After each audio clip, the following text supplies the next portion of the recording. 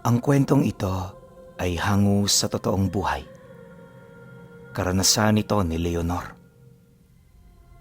Taong 1958, walang eksaktong lugar.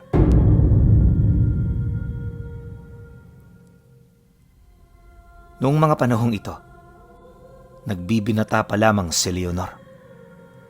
Kagaya ng iba, wala siyang ibang hilig kundi ang maglaro, makipag-usap sa mga kaibigan niya, at kung ano-ano pa. Literal na inosente pa sa mundo at hinahayaan lang naman siya ng kanyang mga magulang na ganun lang ang kanyang paniniwala. Subalit lingid sa kanyang kaalaman, maraming bagay sa mundo ang hindi niya nalalaman. 2 linggo bago sumapit ang Semana Santa, nagkayayaan ang magbabarkada patungo sa bundok. Ang rason ng kanilang pagpunta, mangunguha sila ng mga hinog na langka. Panahon kasi ng pamumunga ng mga ito, kaya naman hindi nila yon pinalagpas. Bukod kasi sa malaki ang palitan ng mga langkang gala, masyado ring mataas ang presyo nito. Yun ang rason kung bakit kapag panahon ng pamumunga, hindi nila ito pinapalagpas. Marami sa kanilang lugar ang naghahanap nito, kung kaya't mas maaga, mas malaki ang tsansa na makakita. Bagaman mga binata, hindi sila dapat maliitin sa kadahilan ng sa ganoong trabaho, hindi may pagkakailang eksperto na ang bawat isa sa kanila. Dagdag pa ni Leonor na ilang taon na silang nangunguha ng langka, kaya naman alam na nila ang bawat pasikot-sikot at taktika para makakuha ng hinog nitong bunga. Minsan nga, kahit wala pang panahon ng pag-aani, pumupunta na sila ng bundok para maghanap ng mga langkang may papasibol na bunga. Sa sandaling meron na silang nakitang may namumukad na bulaklak, ilang linggo nila itong babalikan para bantayan at para maalagaan ang mga bungang uusli mula rito. Dagdag pa ni Leonor na sa ganoong paraan mas makakakuha sila ng maayos na kalidad. Ngunit ang ganoong taktika ay sadyang napakahirap, kaya madalas tinatamad sila. Isipin ninyo, hindi pa man sumasapit ang panahon ng pamumunga, literal na pagod na silang lahat dahil sa araw-araw nilang pag-akyat patungo sa kinaroroonan ng langka. Hindi lang yon, nababawasan din ito ang kanilang nakukuha sa kadahilan ng wala na silang oras para maghanap ng iba pang bunga. Ito ang pangunahing nagiging sagabal sa kanila, kaya naman hindi sila madalas na kumapit sa ganoong paraan. Maliban kasi sa pagod, masaklap din kapag naunahan ka ng iba. Yung tipong inalagaan mo ng ilang buwan, tapos iba rin palang makikinabang. Dahil dito, nakikisabayan na lamang sila sa paghahanap. Suportado naman yon ng kanyang mga magulang, kaya naman wala siyang naririnig na salita mula sa mga ito. At sa halip na magalit yun sa kanya, suportado pa nito ang kanyang ginagawa dahil na rin sa nakikinabang din ng mga ito sa trabahong ginagawa niya. Isang hapon, pag-uwi nilang magbabarkada, bumungad ang tatay niya na kasalukuyan noong nagsasako ng mga ibinilad nilang palay. Pagsilay nito sa kanya, dali-dali naman yung lumapit kasabay ng pag-uwi ka nito ng, "Leonor, wag na muna kayong mamundok bukas. Papasapit na ang mahal na araw, kaya mas mainam na mag-ingat na muna tayo. Patapusin niyo muna ang mahal na araw, tsaka kayo bumalik ng bundok. Siguro naman, hindi pa tapos ang pamumunga ng mga langka, kaya makakarami pa rin kayo kahit papaano." Nang marinig naman ni Leonor ang sinabi nito, hindi niya maipagkakaila na nagalit siya. Kung iisipin kasi, walang karapatan ng tatay niya na diktahan siya sa kanyang mga ginagawa, lalo pat isa ito sa mga bagay na bumubuhay sa kanila. Gayunpaman, para hindi masaktan at mapagalitan ng husto, naging mahinahon siya sa lahat ng bagay na kanyang isinagot. Tay, pasensya na ho kayo pero hindi pwede. Di lang naman ho kasi kami ang namumundok, tay. At kung hindi namin babalikan ng mga langka na aming binabantayan, makukuha yun ng iba. Malaki ang tsansa na kami ang mawalan kung magpapabaya kami. Tsaka, hindi papayag ang mga kasama ko sa gusto mo. Kahit wala ako, magpapatuloy sila sa pagbalik sa bundok. Sa huli, ako lang din naman ang mawawalan. Sagot naman niya rito. Subalit nang marinig ito ng tatay niya, ipinagpilitan pa rin ito ang gusto nitong mangyari. At para makumbinsi siya, naglatag ito ng mga rason kung bakit hindi na siya pwedeng bumalik. Ayon dito, noong nakaraang araw, may napabalitang nawawala sa bundok. Nagpaalam ang biktima na pupuntahan ng mga langkang binabantayan niya, ngunit hindi na yon nakabalik pa. Ipinagtanong-tanong na rin ito kung kani-kanino. Ang kaso lang wala talagang nakakita. Base sa mga albularyong nakausap ng pamilya, posibleng dinukot ang mga ito ng mga engkanto o kung hindi naman, kinuha ng mga aswang na nagpapagala-gala sa bundok. Normal na ang ganong pangyayari, lalo pat papasapit na ang semana ng kahinaan ng kapangyarihan ng Diyos. Dagdag pa nito na, may mga nakausap na rin siyang katulad ng trabaho sa kanila, kung saan marami sa mga ito ang nagsabing hindi na muna sila babalik ng bundok. Mariin din itong inilahad na hindi sapat ang ilang piraso ng langka kung ikukumpara sa halaga ng kanilang mga buhay. Nang marinig naman ni Leonor ang tungkol dito, hindi na siya nagsalita. At sa halip na makipagtalo, pinuntahan niya ang kanyang mga kaibigan para kausapin ang mga ito ukol dito. Mas mainam kasi na makuha niya ang sagot ng mga ito para naman mapag-isipan niya ang kanyang magiging desisyon. Matapos ang kanilang naging pag-uusap, kahit pagod na pagod, pumunta siya ng baryo upang hanapin ang kanyang mga kaibigan. Ilang minuto pa ang lumipas, nadatnan niya ang mga ito na masayang nagkukwentuhan sa labas ng isang tindahan. Pagsilay naman ng mga ito sa kanya, agad namang nagtanong ang isa sa mga ito ukol sa kailangan niya. Ngunit nang marinig yon ni Leonor, inabisuhan niya ito na mas mainam na pribado silang mag-usap. Dagdag pa nito na may mga mahalaga siyang bagay na ilalahad, kaya kailangan ng mga itong makinig. Dahil sa kanyang sinabi, dali-dali namang sumunod ang mga ito sa kanya. Pagdating nila sa likod ng plaza, naupo ang mga ito sa buwal na troso habang tahimik na naghihintay sa mga bagay na kanyang sasabihin. Maya-maya pa, pagsilay niyang handa na ang lahat, dito niya na inilahad ang kanyang mga saloobin. Lahat ng sinabi ng tatay niya ibinahagi niya sa mga ito, subalit sa hindi malamang dahilan, parang hindi man lang ito nagulat sa kanilang mga narinig. Matapos naman niyang magsalita, dito na lumapit ang kaibigan niyang si Sammy kasabay ng pag-uwika nito ng, "Alam na namin ang tungkol dyan, Leonor. Pero kahit ganun, hindi kami titigil. Bahala na ako noong mangyari. Ang mahalaga magkaroon kami ng kita. Ayos lang naman kung hindi ka sasama. Nasa sayo rin naman yan. Papartihan ka naman namin kahit hindi ka sumama eh. Yun nga lang, di yun katulad ng aming mga parte." Pagkasambit nito ng mga kataga, agad din itong umalis. Dahil dito, wala na rin siyang nagawa kundi ang sumunod. Habang binabagtas ang daan pabalik ng tindahan, panay ang kanyang pag-iisip ukol sa mga bagay na pwede niyang gawin. Naisip niya kung sasama ang lahat, bakit naman siya matatakot? Dagdag pa niya na kung marami silang pupunta sa bundok, hindi malabong pangilagan sila ng mga nilalang kagaya ng mga aswang. Yun ang akala niya. Lingid sa kanyang kaalaman na ang mga nilalang na nasa panig ng kaliwa ay hindi basta-bastang nasisindak sa mga taong walang kaalaman pagdating sa lihim na karunungan. Maya-maya pa, nang makabalik na sila, nagpaalam na siya para umuwi. Hindi naman siya nagtagal sa lugar, lalo pat alam niya na siya na naman ang magiging usap-usapan ng mga ito. Pag-uwi niya sa kanila, tumulong na siya sa nanay niya. Kahit papaano, unti-unti nang naiibsa ng takot na kanyang nararamdaman hanggang sa tuluyan na ring nawala ang mga bagay na kanina pang gumagambala sa kanya. Pagsapit naman ng dilim, lumabas sila ng tatay niya para magpahinga.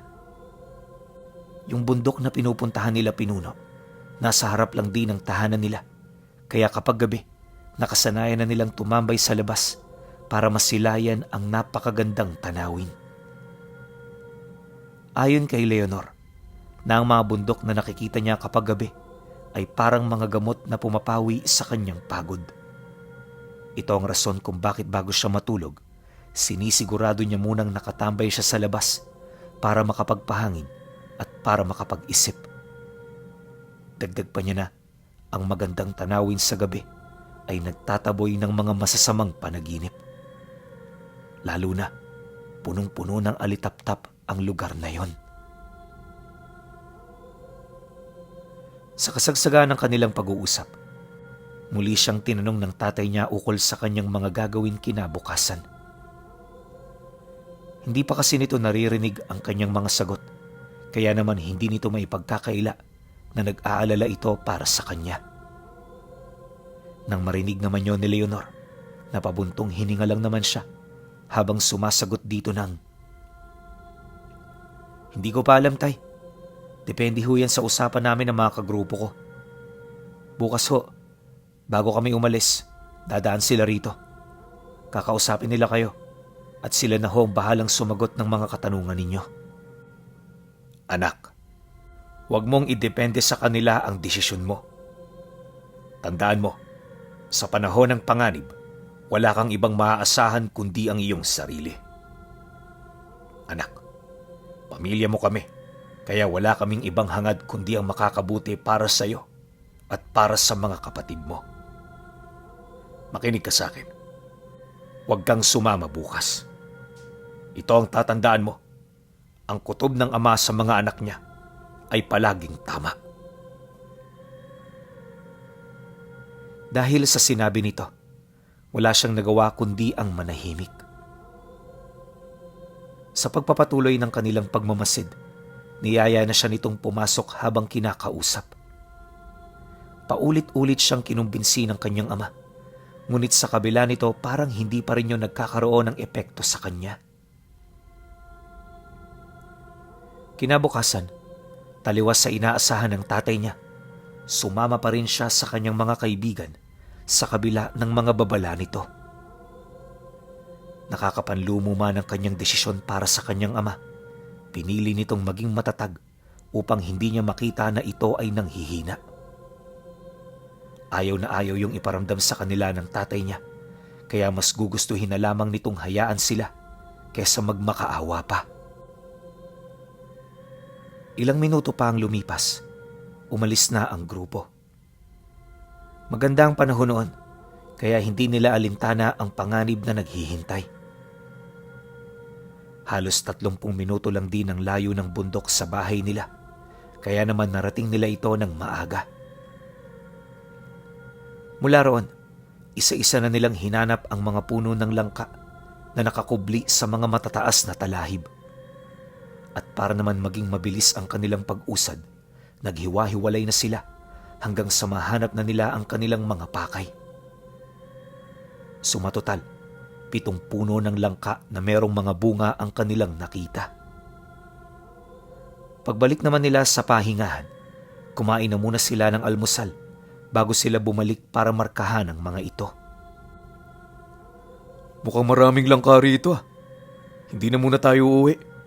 Magpatuloy tayo sa paghahanap patungo sa likod ng bundok. Malay nyo, may mga hinog na roon. E di, mauna tayong makabenta."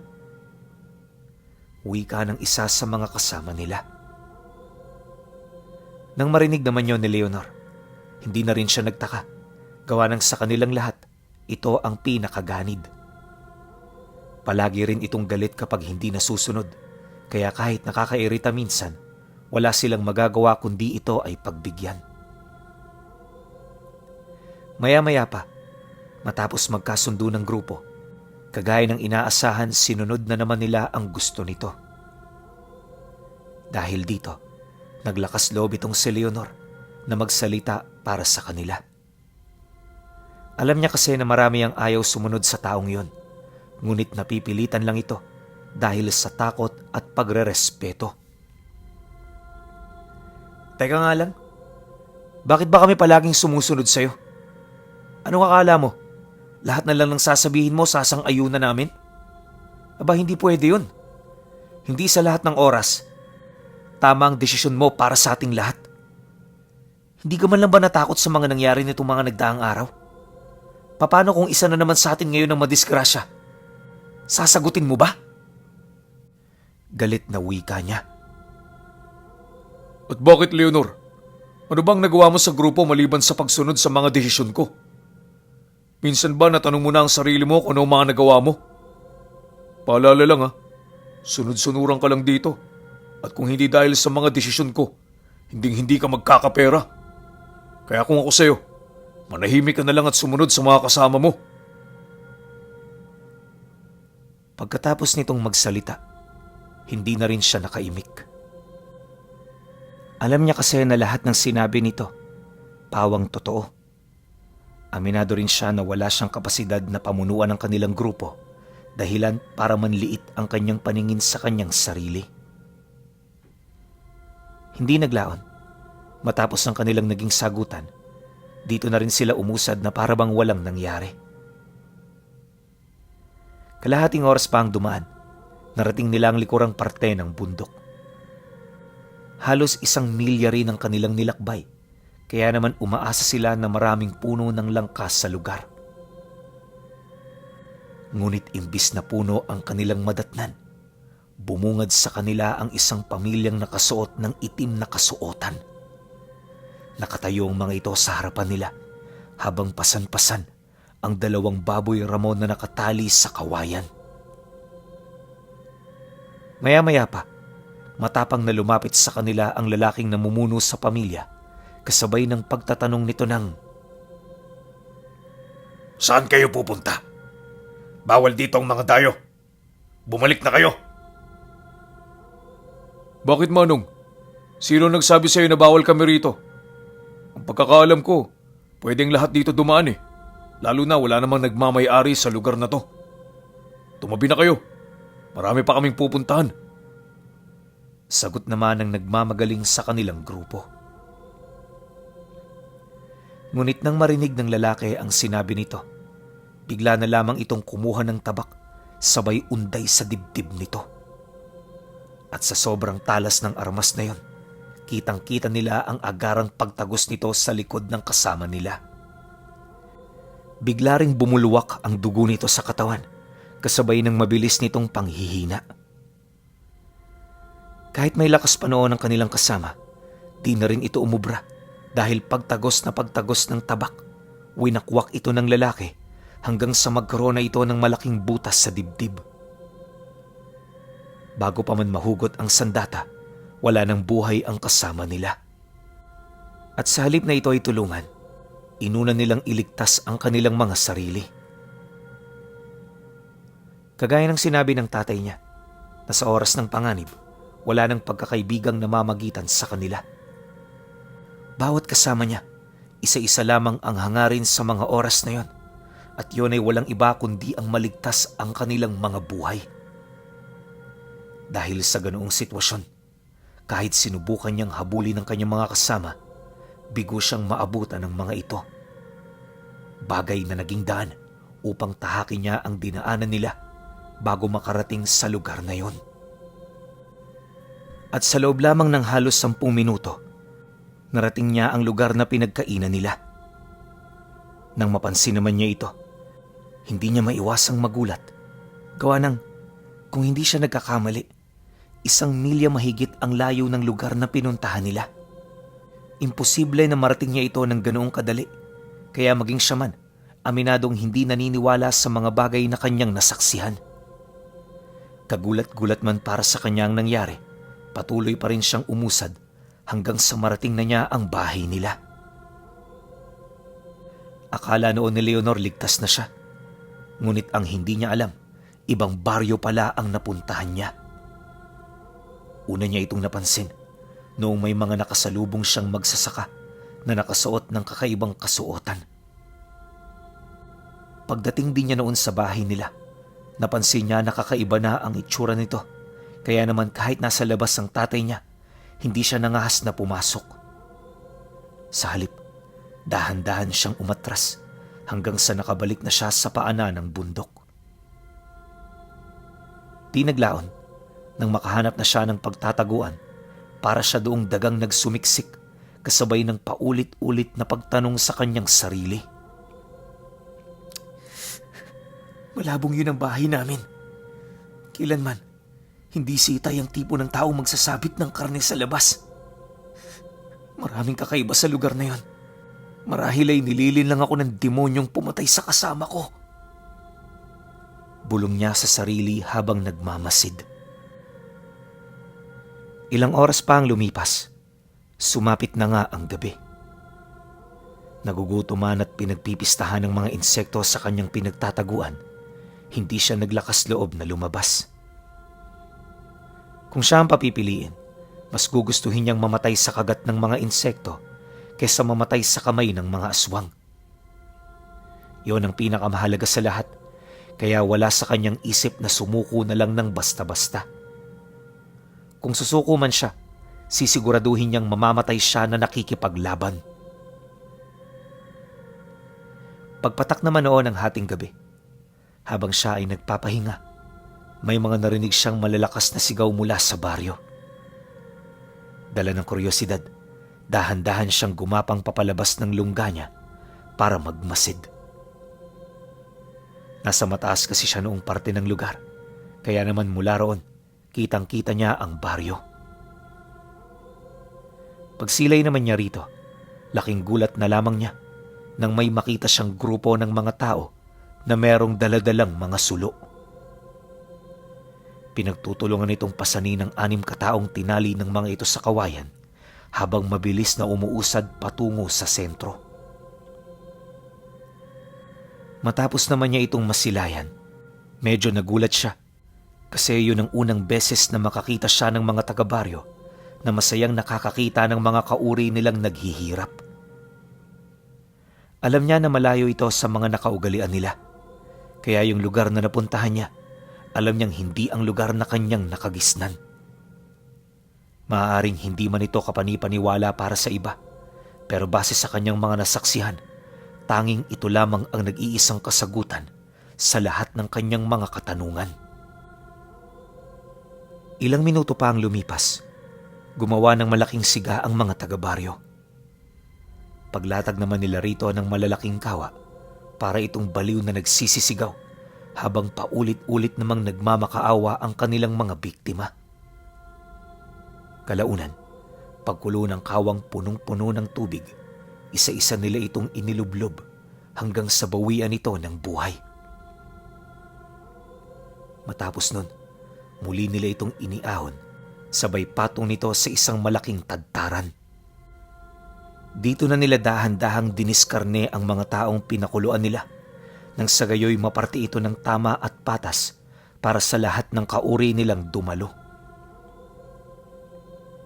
Maya-maya pa, nang maubos na ang lahat ng niluto nila, lahat ng sulong may sindi sa paligid, biglang namatay. Pagbalot naman ng katahimikan, may mga nakita siyang kumumpas ng pakpak mula sa sentro ng baryo. Alam ni Leonor na yun na ang mga nilalang na pinagmamasdan niya, kaya naman para hindi siya madamay, bumalik na siya sa lungga niya. 3 araw at 3 gabi siya roong nanatili, kung saan ang tanging bumubuhay sa kanya ay ang pagkain ng mga insekto at hamog na naiipon niya buong magdamag. Ayon kay Leonor na, sa sobrang tagal ng pananatili niya sa lungga na yon, medyo nakalimutan na niyang bumalanse sa paglalakad. Dagdag pa niya na, kung hindi pa nagkagulo ang mga aswang sa baryo, hindi pa siya magkakaroon ng pagkakataon na makalayo mula sa kanyang pinagtataguan. Nakakabahala man ang kanyang ginawa. Lakas loob niyang tinahak ang daan sa paniniwalang ito ang magiging susi ng kanyang paglaya. Pagkaraan pa ng halos ilang oras, Nang makabalik siya sa kinaroroonan ng kaibigan nilang winakwak ang dibdib, nadatnan niya itong nakatayo habang nananatiling nakatarak ang armas sa katawan nito. Matapos naman niya itong masilayan, dali-dali naman niya itong nilagpasan hanggang sa may nakita siyang isang batang babae na nakasuot ng talukbong. Unang tingin pa lamang niya rito, alam na niyang hindi ito ordinaryo, kaya naman naging maingat siya sa paglapit niya. Nang magkaharap na silang dalawa, kusa siyang lumuhod sa harapan nito habang nagwiwika ng, "Bata, parang awa mo na. Pauwiin mo na ako sa amin. Hinahanap na ako ng mga magulang ko. Pakiusap. Maawa ka na." Nang marinig naman ito ang kanyang sinabi, bigla siya nitong sinenyasa na tumahimik. Hindi niya mawari kung ano ang naramdaman nito, pero malakas ang kanyang kutob na merong mga nilalang na paparating. Dala ng kanyang takot, dali-dali siyang gumapang papasok ng talahiban hanggang sa dumating na nga ang mga kasamahan ng bata. Pagsilay naman niya sa mga ito, dito niya nakita ang kanyang mga kaibigan na nanghihina na habang kinakaladkad ng mga nilalang.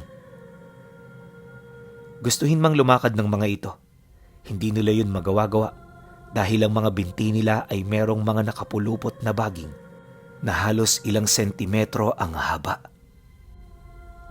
Wala naman sanang problema kung masyadong maikli ang mga ito. Ang kaso lang napakabilis kumilos ng mga nilalang. Hindi yun nakakasunod, kaya ang naging resulta, nakakaladkad sila.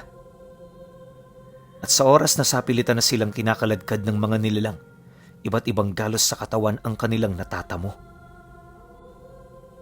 Dagdag pa ni Leonor na, nung makita niya nga ang mga ito, halos manlumo siya dahil yung iba kung hindi nabiyak na ang ulo, nakausli na ang mga buto nila sa iba't ibang bahagi ng katawan. Nagtamo na rin sila ng malalalim na saksak, kaya naman kahit gustuhin man nilang magpumiglas at tumakas, alam ng mga ito na huli na ang lahat. Maya-maya pa, biglang lumapit sa bata ang isa sa mga nilalang para magtanong. Rinig na rinig niya ang sinabi nito, kaya naman alam niya na naghahanap pa ito ng iba pa. Dahil dito, abot langit ang naramdaman niyang kaba. Sa sandali kasing magsabi ng totoo ang batang nakakita sa kanya, paniguradong malalagay sa impyerno ang buhay niya. Habang hindi pa ito nagsasalita, marami na siyang gustong gawin para makatakas. Kesyo, unahan na ang mga nilalang, kumaripas ng takbo papalayo at kung ano-ano pang mga kahibangan. Mabuti na lang talaga, napigilan niya ang kanyang sarili at sa halip na magduda, pinili niyang paniwalaan ang bata. Pagsagot naman ito, bigla siyang nabunutan ng tinik ng masipat niyang umiling-iling ito. Indikasyon na wala itong nakita. "Ganun ba? Sige, baon na kami sa baryo. Abisuhan ko na rin ang mga magulang mo na nandirito ka." Wika ng kausap nito. Pagkasambit nito ng mga katagang yon, dali-dali naman itong naglakad pabalik. Sa pagkawala ng mga nilalang, halos ramdam na ramdam niya ang pag-agos ng pawit niyang gabarya ang laki. Maya-maya pa, bigla naman siyang natigilan ng lumapit sa kanya ang bata. Pagharap nilang dalawa, inabisuhan siya nito na hindi siya makakatakas sa lugar na yon hanggat hindi niya natatawid ang pangatlong sapa. Dagdag pa nito na para makatakas sa sabulag, kailangan niyang basagin ang sumpa na pumaloob sa kanyang isipan sa pamamagitan ng pagtawid sa mga ilog. Mariin din itong inilahad. Meron lang siyang 1 linggo para maisagawa ang bagay na yon. At sa oras na mabigo siya, huwag na siyang umasang may pangalawang pagkakataon pa. Nang marinig naman ni Leonor ang sinabi nito, agad siyang humingi ng direksyon. Pagturo naman ng bata sa parteng silangan, di na siya nagdalawang isip pa na umusad. Bagaman walang ideya sa kanyang mga makakasagupa, buong puso niyang pinaniwalaan ang lahat ng mga sinabi nito. Ilang araw pa ang lumipas, kung ano-ano ng mga nilalang ang kanyang nasilayan. Habang tumatagal, ang dating matatakuting si Leonor parang naging manhid na sa mga ganoong uri ng nilalang. Ayon sa kanya, na dahil sa araw-araw niya itong nakikita, hindi na siya nakakaramdam ng takot sa katawan. Alam na rin niya ang kanyang mga gagawin hanggang sa matawid na niya ang 2 sapa. Sa 2 sapang yun pinuno, wala namang kakaibang nangyari. Ngunit pagtawid niya sa 3, dito niya nasilayan ang dami ng mga kaluluwang lumalangoy sa paligid nito. Maya't maya rin ang pagmasid ng mga nilalang na yun sa kanya. Animoy binabantayan nito ang pagtawid niya. Dahil sa pangyayari, bumaba siya ng tubig na may pag-iingat. Ang kaso lang, masyado itong malalim, kaya naman pagdating niya sa gitnang bahagi, pinagtulungan siyang lunurin ng mga kaluluwa. Mabuti na lang matibay ang baga niya, kaya naman nalabanan niya ang mga ito hanggang sa makarating na siya sa kabilang ibayo. Paglakad naman niya rito ng ilang metro, lahat ng nasilayan niyang mga nilalang unti-unti nang naglaho. Mabilis ding binalot ng kadiliman ang buong paligid at sa isang kisap mata, nadatnan niya ang sarili niya na nakahiga sa ilalim ng puno habang pinalilibutan ng baging ang buo niyang katawan. Ilang metro rin ang layo mula sa kanya. May mga naririnig siyang sumisigaw ng pangalan ng mga kaibigan niya. Nang marinig niya ito, hindi na siya nagdalawang isip na lumabas at humingi ng saklolo. Agara naman siyang natagpuan ng mga taong yun, kaya naman imbis na magpatuloy pa sa paghahanap, inuna na muna siya nitong iligtas. Pagbalik niya ng baryo, nadatnan niya ang kanyang mga magulang na mangiyak-ngiyak na lumalapit sa kanya. Hindi man ito makapaniwala, abot langit pa rin ang pasasalamat nito dahil nakauwi siya. Subalit sa kasamaang palad, sa kanilang lahat siya lamang ang tanging sinwerte na makaligtas. Yung iba, hindi na nakita pa. Hanggang sa maghilom na ang sakit na naramdaman ng mga kamag-anak nito. Magmula nang mangyari sa kanya ang bagay na yan, kailan may hindi na siya bumalik pa sa kanyang dating gawain. Ang ikinakatakot kasi noon ni Leonor, na baka muli na naman siyang mahulog sa kapangyarihan ng bagat na dinanas nilang magkakaibigan noong panahon ng mga langka.